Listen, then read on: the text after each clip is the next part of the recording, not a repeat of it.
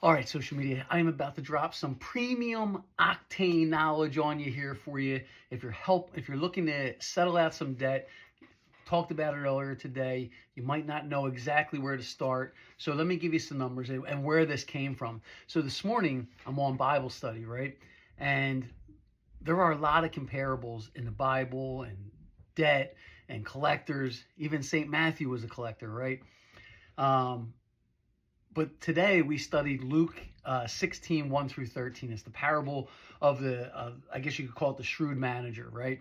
So the shrewd manager finds out that he's about to get fired, but before he loses his job, he cuts a deal with all his master's debtors, right? So on the call, Kyle, the guy who runs the Bible study, right, says to me, Jerry, that sounds like your line of work, right? Is that a good deal, settling for 50%?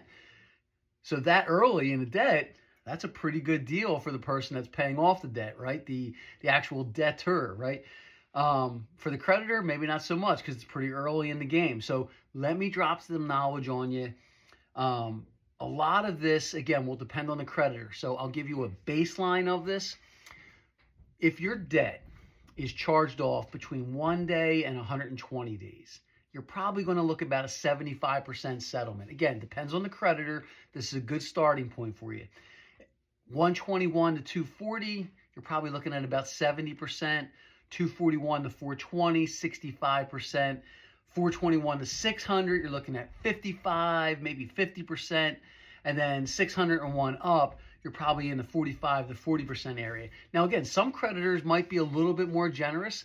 Some of the smaller creditors that I've seen in the past might be a little bit more stingy on their settlements, but that's a good baseline for you, okay?